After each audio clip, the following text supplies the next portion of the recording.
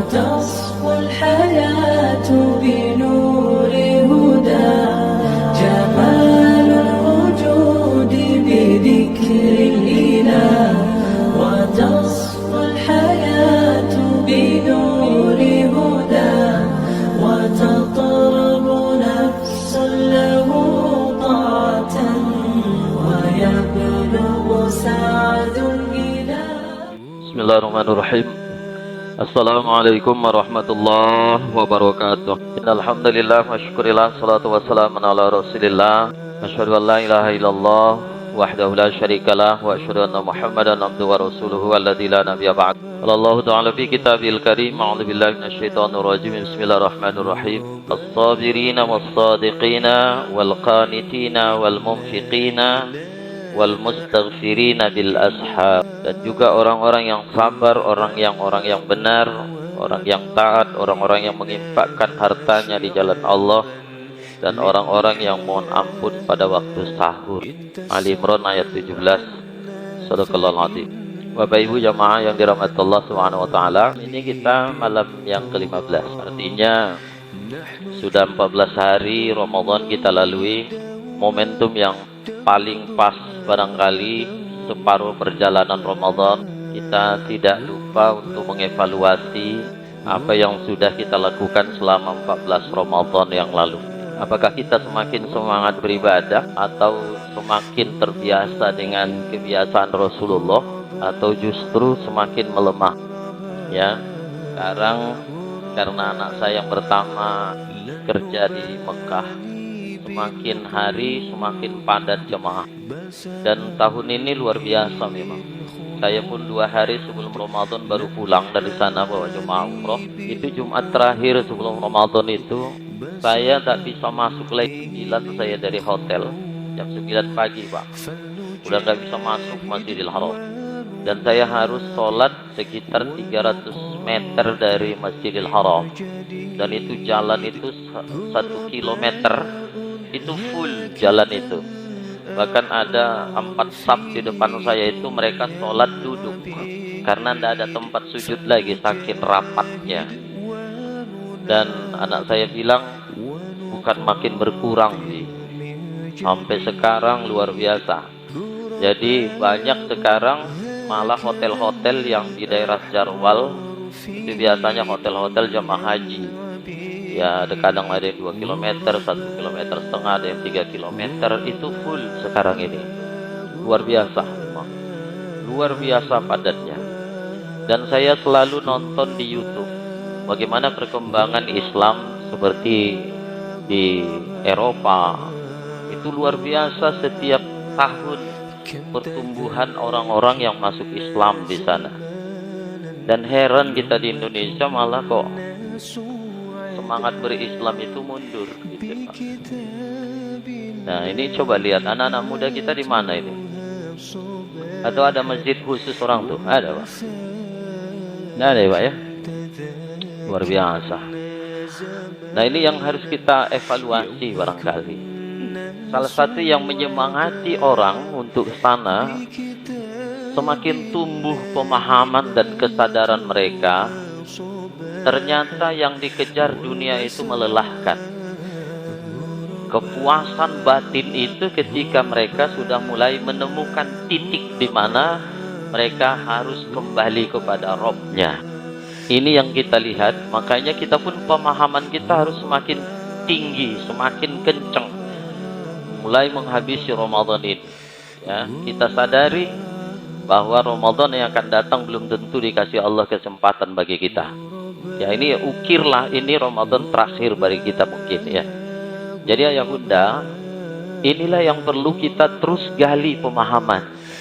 Kenapa Rasulullah SAW umpamanya memahamkan kepada kita pentingnya 3 waktu berdoa yang mustajab kepada Allah Subhanahu wa taala. Pertama di saat kita sedang berpuasa, dan di saat kita sahur, dan di saat kita berbuka. Ini kan waktu-waktu yang sangat mustajab berdoa pada Allah. Makanya kata Rasul sallallahu alaihi wasallam, as-suhur aklatum barakah. di sahur itu ada barokah, kata Rasulullah. Makanya apa kata Rasul? Fala tad'uhu walau ayyajra'u ahadukum jar'ata mimma. Jangan kalian tidak makan sahur walaupun hanya seteguk air. Ya, di samping berkahnya itu juga kata Rasulullah, fa innallaha wa malaikatahu yusholluna 'alal mustahiri. Sesungguhnya Allah dan para malaikat itu memberikan banyak sekali keberkahan pada orang-orang yang makan sahur. Sahur ini dari bahasa Arab asalnya sahar. Sahar itu waktu. Waktu berakhirnya malam sebelum fajar. Itu disebut sahur. Jadi kalau ada orang di masjid jam 1, jam 2 sahur. Ini nggak ada otaknya nih. Nggak paham dia itu apa sahur. Sahur itu akhir dari malam sebelum fajar.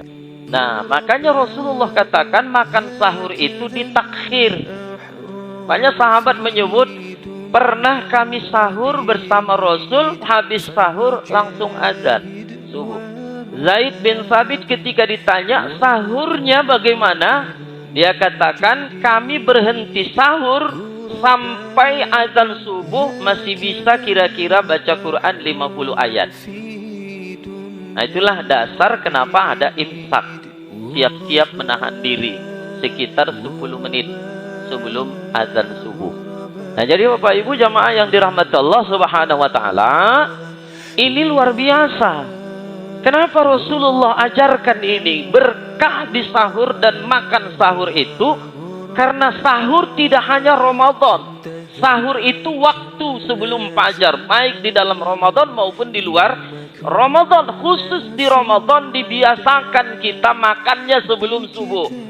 Dan ahli kesehatan menyebutkan orang yang makan sebelum subuh insya Allah terhindar dari penyakit gula darah, apalagi asam lambung, mudah lelah dan sebagainya. Dan ahli kesehatan menyebut orang yang makan sebelum subuh sebaiknya jangan makan setelah nanti jam 9 atau jam 10 pagi. Terbalik kita Pak, kalau sarapan jam berapa? Makanya penyakit gula banyak ini. Nah, Bapak Ibu jamaah yang dirahmati Allah Subhanahu wa taala, dalam Al-Qur'an minimal ada 2 kata sahur ini dalam Al-Qur'an. Satu Az-Zariyat ayat 18, yang kedua Ali Imran tadi ayat 17. Dan dua-duanya itu menyebutkan bahwa ternyata sahur itu dimanfaatkan orang-orang saleh untuk beristighfar, mohon ampun kepada Allah Subhanahu wa taala. Az-Zariyat ayat 18, wa bil asharihum yastaghfirun. Dan mereka orang-orang saleh itu di waktu sahur disitulah mereka beristighfar kepada Allah Subhanahu wa ta'ala. Ali Imran ayat 17 tadi, orang-orang soleh itu mereka seperti sama dengan mereka yang beristighfar di waktu sahur. Masya Allah, ini rahasia dari Allah Subhanahu wa ta'ala. Makanya tafsir Ibnu Katsir menyebutkan, mengambil asbabun nuzul surat Yusuf ayat 98. Ini kan kisah Nabi Yakub ketika mengetahui saudara-saudara Nabi Yusuf sebenarnya yang mau membunuh Nabi Yusuf. Awalnya tidak ketahuan karena mereka katakan Nabi Yusuf dimakan serigala dan sebagainya, padahal mereka yang memasukkan ke dalam sumur. Tapi pada akhirnya ditunjukkan Allah bahwa abang-abang dan adik-adiknya yang memasukkan dia, yang mau membunuh dia. Begitu ketahuan, saudara-saudara Nabi Yusuf minta kepada Nabi Yakub, wahai ayahanda, minta ampunkan kami kepada Allah Subhanahu wa taala. Itu kejadiannya di siang hari. Apa kata Nabi Yakub alaihissalam? Qala saufa astaghfiru lakum rabbi. Berkata Nabi Yakub, insya Allah aku akan minta ampunkan atas dosa kesalahan kalian. Itu siang kejadiannya, tapi kata Ibnu Katsir, Nabi Yakub minta ampun kepada Allah atas dosa saudara-saudara Yusuf itu nanti waktu sahur.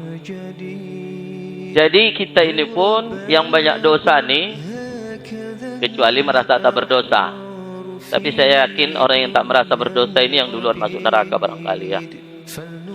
Sebab orang yang tak merasa berdosa ini kan ada sombong di hati ya.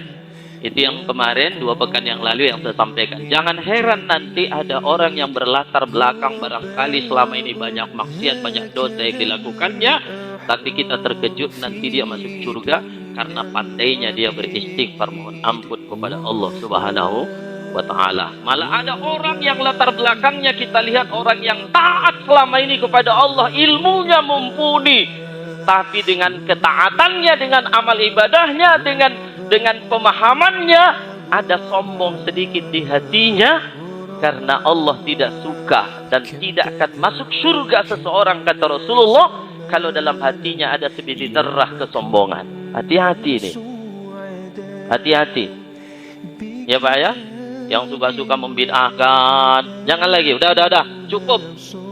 Ini masalah tarawih ini banyak juga yang membid'ahkan ini, bid'ah katanya tarawih nih. Mana ada tarawih berjamaah katanya? Tidak pernah dilakukan Rasulullah. Ya, memang Rasulullah sholat tarawih cuma 3 kali dan itu tidak berjamaah memang di masjid. Setelah itu tidak pernah datang lagi Rasulullah. Tapi ditanya oleh sahabat, kenapa tak datang lagi Rasulullah? Rasulullah jawabnya, aku khawatir di kemudian hari tarawih itu dianggap wajib oleh umatku. Itu alasan Rasulullah. Makanya ketika Umar jadi khalifah, dia ajak semua kaum muslimin, tidak hanya laki-laki, tapi perempuan juga diajak. Ini hati-hati nih, ada juga yang membid'ahkan perempuan sholat ke masjid ini. Karena hadis Rasulullah, wanita itu lebih baik sholat di rumah. Maka ada yang melarang istrinya sholat ke masjid. Umar ajak, dan banyak yang dirubah Umar bin Khattab. Ya, pertama salat tarawih dilakukan Rasulullah habis Isya langsung salat. Yang kedua, yang tidak berjamaah jadi berjamaah dibuat Umar bin Khattab. Yang ketiga, biasanya 11 rakaat dilakukan Rasul, Umar buat 23. Pertanyaannya, di situ ada Utsman bin Affan, di situ ada Ali bin Abi Thalib, di situ ada Abdurrahman bin Auf, ada sahabat-sahabat yang dijamin masuk surga oleh Rasulullah sallallahu alaihi wasallam.